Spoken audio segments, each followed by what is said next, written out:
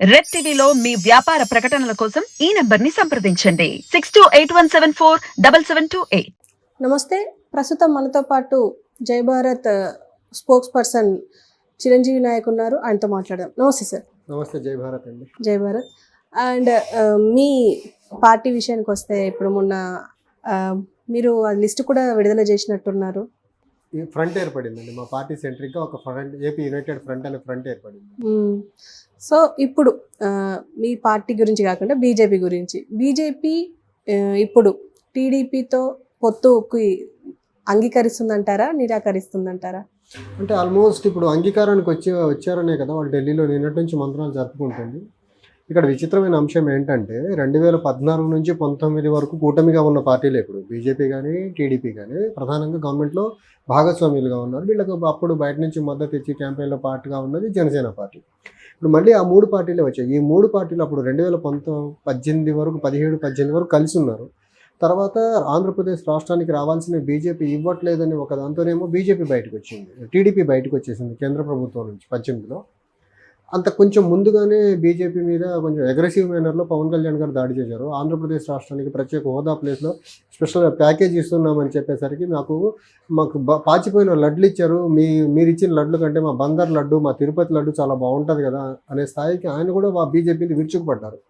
అంటే ఇప్పుడు TDP side నుంచి అయితే వ్యక్తిగత దూషణల వరకు నరేంద్ర మోదీ మీదకి టీడీపీ లీడర్షిప్ వ్యక్తిగత దూషణలు చేశారు. నరేంద్ర మోదీ గారు సెంటర్ నుంచి క్యాంపెయిన్కి ఆంధ్రప్రదేశ్కి వచ్చిన ప్రతిసారి కూడా సన్ రైజ్ స్టేట్ ఆఫ్, అంటే ఏషియన్ సన్ రైజ్ స్టేట్ కాదు ఇది, ఎస్వైఎన్ సన్ రైజ్ స్టేట్ ఆఫ్ ఆంధ్రప్రదేశ్గా చంద్రబాబు నాయుడు గారు లోకేష్ కోసం ఇలా మార్చేశారని అనేవారు. పోలవరం ప్రాజెక్ట్ని టీడీపీ గవర్నమెంట్ ఇక్కడ పేటీఎంగా మార్చేసుకుందని అవినీతి ఆరోపణలు చేశారు. సాక్షాత్ నరేంద్ర మోదీ గారి ప్రధాని స్థాయిలో ఉండి ఈ రకంగా ఒకళ్ళ మీద ఒకళ్ళు అవినీతి ఆరోపణలు చేసుకున్నారు. ఒకళ్ళ మీద ఒకళ్ళు కేంద్రం సహకరించట్లేదని ఆరోపణలు చేసుకున్న వాళ్ళు ఈరోజు మళ్ళీ 2019లో ఓడిపోయిన తర్వాత టీడీపీ జనసేన రెండు మళ్ళీ బీజేపీతో పోతే ముందుకు వెళ్తున్నాయి. 19 నుంచి ఈ రోజు వరకు బీజేపీ అప్పుడు ఇవ్వనివి ఇప్పుడేమో ఇచ్చిందని పొత్తు పెట్టుకున్నారా? ప్రత్యేక హోదా కానివ్వండి, రైల్వే జోన్ కానివ్వండి, లేకపోతే మనకు పోలవరం ప్రాజెక్ట్ కానివ్వండి, కడప స్టీల్ ప్లాంట్ కానివ్వండి, ఇవన్నీ ఏమి ఇవ్వకపోగా మనకు ఉన్న ఒక్క పిఎస్సి వైజాగ్ స్టీల్ ప్లాంట్ని మళ్ళీ అమ్మేదానికి రెడీ అయిపోయింది కదా బీజేపీ సెంటర్లో. ఇన్ని రకాలుగా ఆంధ్రప్రదేశ్కు ద్రోహం చేస్తున్న పార్టీతో వీళ్ళు పొత్తు ఏ బేసిస్ మీద పెట్టుకుంటున్నారు? దీన్ని బేస్ చేసుకుని నిన్న మా అధ్యక్షులు వారు ఒక ట్వీట్ చేశారు. ఇన్ రిటర్న్ చంద్రబాబు నాయుడు గారు, పవన్ కళ్యాణ్ గారు, అమిత్ షా గారి దగ్గర నుంచి, బీజేపీ దగ్గర నుంచి ఇన్ రిటర్న్ మీరేమన్నా తీసుకోగలరా అష్యూరెన్స్ గవర్నమెంట్ ఆఫ్ ఇండియా నుంచి? ఈసారి మేము పవర్లోకి వస్తే మా కూటమి ఇక్కడ ఆంధ్రప్రదేశ్లో కూడా గెలిస్తే మా ఆంధ్రప్రదేశ్కి రావాల్సిన ప్రత్యేక హోదా కానీ, స్పెషల్ కేటగిరీ స్టేటస్ కానివ్వండి, రైల్వే జోన్ కానివ్వండి, ఇన్ టైంలో పూర్తి అవ్వాల్సిన పోలవరం ప్రాజెక్ట్ కానివ్వండి, రైల్వే జోన్ మనకు కడప స్టీల్ ప్లాంట్ కానివ్వండి, ఇన్ టైంలో పూర్తి చేస్తామని ఏమన్నా ఇన్ రిటర్న్ ప్రిన్సిపల్గా మీరు ఏమైనా తీసుకుంటారా? ఒకటి, రాజధాని కట్టేదానికి కేంద్రం ఎలాంటి మద్దతు ఇవ్వబోతుంది?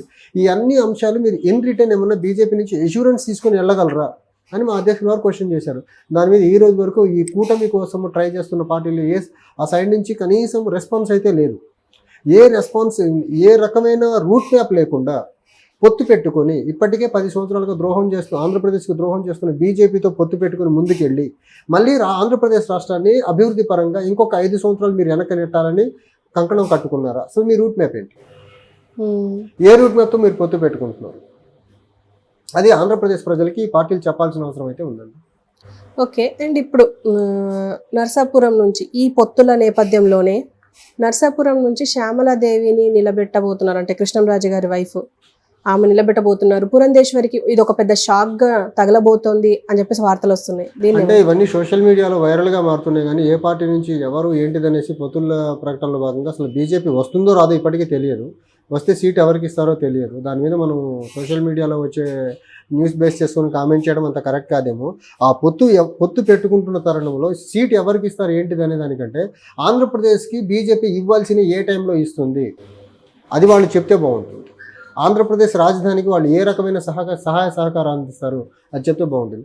సాక్షాత్ నరేంద్ర మోదీ గారు 2014లో ఎన్డీఏ కూటమి ప్రధాని అభ్యర్థిగా చెప్పారు, ఢిల్లీని మించిన రాజధాని ఆంధ్రప్రదేశ్ కట్టేదానికి నేను సహకరిస్తానని మాట ఇచ్చారు. ఆయన ఇచ్చారా? కట్టించారా? ఇంకా శిలాఫలకాలు స్టేజ్లోనే ఆంధ్రప్రదేశ్ రాజధాని అమరావతి ఉండిపోయింది. ఆంధ్రప్రదేశ్కి స్పెషల్ కేటగిరీ స్టేటస్ 10 సంవత్సరాలు ఇస్తారని సాక్షాత్ తిరుపతి నుంచి ఆయన హామీ ఇచ్చారు. 10 సంవత్సరాలు కాదు కదా, కనీసం 10 రోజులు స్పెషల్ కేటగిరీ స్టేటస్ కూడా ఆంధ్రప్రదేశ్కి ఇవ్వని ఘనత నరేంద్ర మోదీ గారికి. ఈ రకంగా మోసం చేస్తున్న బీజేపీని మళ్ళీ ఆంధ్రప్రదేశ్ ప్రజలతో ఆ పార్టీని మోయించాలని మీరు ఎందుకు అనుకుంటున్నారు? అది ఆంధ్రప్రదేశ్ ప్రజలకి ఈ పార్టీలు ఒక క్లారిటీ ఇచ్చి పొత్తుకెళ్తే బాగుంటుంది. లేకపోతే వీళ్లకు 2019కి భిన్నమైన రిజల్ట్ రాదు. బీజేపీకి అదే <1% ఓట్ వస్తుంది, టీడీపీకి అదే ఓట్ పర్సెంటేజ్ ఓట్ షేర్ వస్తుంది, అదే సీట్లు వస్తాయి. జనసేనకు కూడా అదే రకమైన ఫలితం ఉంటుంది. ఎందుకంటే వీళ్ళు వెళ్తుంది ఆంధ్రప్రదేశ్కి 10 సంవత్సరాలుగా ద్రోహం చేస్తున్న బీజేపీని వెంట పెట్టుకొని వస్తున్నారు. ఆంధ్రప్రదేశ్ ద్రోహితో కలిసి మీరు ఏ రకంగా రాజకీయ పయనం చేయాలని, ఏ రకంగా పయనం చేసి రాజకీయంగా లబ్ధి పొందాలని చూస్తున్నారో అసలు ఆంధ్రప్రదేశ్ ప్రజలు వీళ్ళు ఖచ్చితంగా తెలియపరచాలి. ఆంధ్రప్రదేశ్ ప్రజల తరఫున నిన్న మా అధ్యక్షులు వారు క్లియర్గా ట్వీట్ చేశారు, మీరు ఇన్ రిటర్న్ ఏమన్నా బీజేపీ దగ్గర నుంచి తీసుకోగలరా, తీసుకురాకుండా పొత్తు ఎందుకు పెట్టుకుంటున్నారు? దీని మీద వాళ్ళు ఫస్ట్ ప్రజలకి ఏ మోటోతో పొత్తు పెట్టుకున్నారు, ఏ మోటోతో పొత్తు పెట్టుకున్నారు 10 సంవత్సరాలకు ద్రోహం చేస్తున్న పార్టీతో, ఇది చెప్పాల్సిన అవసరం అయితే ఉంది. అండ్ ఇప్పుడు బీజేపీ, టీడీపీ, జనసేన ఈ మూడు ఆల్రెడీ 2014లో అంటే జనసేన పోటీ చేయలేదు, కానీ వాళ్ళిద్దరికి సపోర్ట్ చేసింది. ఇప్పుడు కూడా అదే రిపీట్ అవుతుంది అంటారా? రిపీట్ అయ్యే ఛాన్స్ లేదండి. అప్పుడు కొంచెం బీజేపీ నరేంద్ర మోదీ గారి మీద ఒక సాఫ్ట్ ఇమేజ్, దేశం మొత్తంగా ఒక బ్రాండ్ న్యూ ఇమేజ్ ఉండేది. ఈరోజు ఆంధ్రప్రదేశ్ ద్రోహిగా ఉన్నాడు కదా నరేంద్ర మోదీ గారు. ప్రధానమంత్రిగా 10 సంవత్సరాలుగా ఆంధ్రప్రదేశ్కి ఏది డెవలప్మెంట్ పరంగా సహకరించకుండా ఒక ఆంధ్రప్రదేశ్కి 10 సంవత్సరాలుగా ద్రోహం చేస్తుంది ఎవరంటే 3 వ్యక్తులు. ఒకటి కేంద్రంలో ప్రధానిగా ఉన్న నరేంద్ర మోదీ గారు, 2 చంద్రబాబు నాయుడు గారు 2014 నుంచి 19 వరకు ముఖ్యమంత్రిగా చేసిన అతను, 3వ అతను జగన్మోహన్ రెడ్డి గారు 2019 నుంచి ఈ రోజు వరకు ముఖ్యమంత్రిగా ఉన్నారు. ఈ 3 వ్యక్తులు ఆంధ్రప్రదేశ్ ద్రోహులు. వీళ్ళు ఆంధ్రప్రదేశ్ అభివృద్ధికి అవరోధాలుగా మారిన వ్యక్తులు ఈ 3. ఈ 2014లో వచ్చిన రిజల్ట్ ఏ రకంగా వస్తుంది? 10 సంవత్సరాలుగా ద్రోహం చేస్తున్న వ్యక్తిని అడ్డం పెట్టుకొని మీరు ఎలక్షన్లకు వస్తే వచ్చే ఛాన్సే లేదు కదా. ఇప్పుడు ఆంధ్రప్రదేశ్ ప్రజలు క్లియర్గా ఆల్టర్నేట్ కోసం, అభివృద్ధి చేసే వాళ్ళ కోసం వెయిట్ చేస్తున్నారు. ఆ ప్రయత్నంలో భాగంగానే ఆంధ్రప్రదేశ్ యొక్క ప్రజల ఆకాంక్షలకు అనుగుణంగానే జై భారత్ నేషనల్ పార్టీ పుట్టిన దగ్గర నుంచి ఈ 2.5-3 నెలల్లో ప్రత్యేక హోదా కోసం, రైల్వే జోన్ కోసము, పోలవరం ప్రాజెక్టు కోసము వివిధ స్థాయిల్లో పోరాటాలు చేస్తున్నాం మేము. గత వారం క్రితం కూడా మా అధ్యక్షులు వారు సీఎం క్యాంప్ ఆఫీస్ ముట్టడిని ప్రయత్నించి అరెస్ట్ అయ్యారు. కానీ 2019 ఎన్నికలు అయిన తర్వాత చంద్రబాబు నాయుడు గారు కానీ, పవన్ కళ్యాణ్ గారు కానీ, బీజేపీ కానీ ఈ అంశాల మీద ఎక్కడైనా పోరాటం చేసిందా? ప్రత్యేక హోదా విషయంలో కానీ, పోలవరం విషయంలో కానీ, రైల్వే జోన్ విషయంలో కానీ, కడప స్టీల్ ప్లాంట్ విషయంలో కానీ, వైజాగ్ స్టీల్ ప్లాంట్ విషయంలో కానీ ఎక్కడ పోరాటాలు చేయలేదే. అసలు మీరు ప్రజల తరఫున, ప్రజల అవసరాల కోసం పోరాటాలు చేయని వాళ్ళు ప్రజలు ఎలా గెలిపిస్తారు అనుకుంటున్నారు మీరు అసలు? అండ్ ఇప్పుడు బీజేపీ, టీడీపీ, జనసేన ఈ 3 కలిసి పోటీ చేస్తే గెలిచే అవకాశాలు ఏమైనా ఉన్నాయంట? ఇదే నేను చెప్తున్నాను. మీరు బీజేపీ అనే ఒక ఆంధ్ర ద్రోహిని అడ్డం పెట్టుకొని ముందుకొస్తే ఎలా గెలుస్తారు? ప్రజలు ఎలా నమ్ముతారు? అసలు 10 సంవత్సరాలుగా ద్రోహం చేస్తున్న పార్టీతో మీరు పొత్తు పెట్టుకుని ముందుకొస్తే ప్రధానమంత్రి స్థాయిలో ఉన్న నరేంద్ర మోదీ గారు ఆంధ్రప్రదేశ్కి ప్రతిసారి ద్రోహమే చేస్తున్నారు. ప్రతి బడ్జెట్లో ద్రోహం చేస్తున్నారు. మన 14th ఫైనాన్స్ కమిషన్ రికమెండేషన్ చెయ్యని ఒక రికమెండేషన్ చూపించి ప్రత్యేక హోదా ఇవ్వకుండా మోసం చేశారు ఆయన. పోలవరం ప్రాజెక్టుకి డబ్బులు ఇవ్వరు ఆయన. ఢిల్లీని మించిన రాజధాని కడతానని చెప్పిన వ్యక్తి ఏమో రాజధాని కట్టేదానికి అసలు సహకరించరు. రైల్వే జోన్ ఇవ్వరు. కడప స్టీల్ ప్లాంట్ పూర్తి చేయరు. ఇవన్నీ చేయకపోగా ఉన్న ఒక్క వైజాగ్ స్టీల్ ప్లాంట్ అమ్మే ప్రయత్నం చేస్తారు. ఎలా మోడీ గారి మొహం చూసి ఓట్లు ఎలా పడతాయి అనుకుంటున్నారు టీడీపీ వాళ్ళు, జనసేన వాళ్ళు? అంటే టీడీపీ, జనసేన వాళ్ళకి హెల్ప్ చేసే అవకాశం ఉంటుంది కదా బీజేపీకి.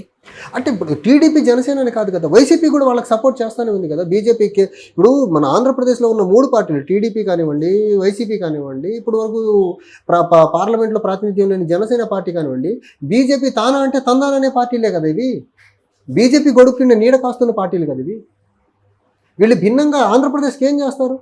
ఇప్పుడు జగన్మోహన్ రెడ్డి గారు మళ్ళీ గెలిస్తే ఆయన బెయిల్ కాపాడుకునేదానికి 5 సంవత్సరాలు సరిపోతుంది.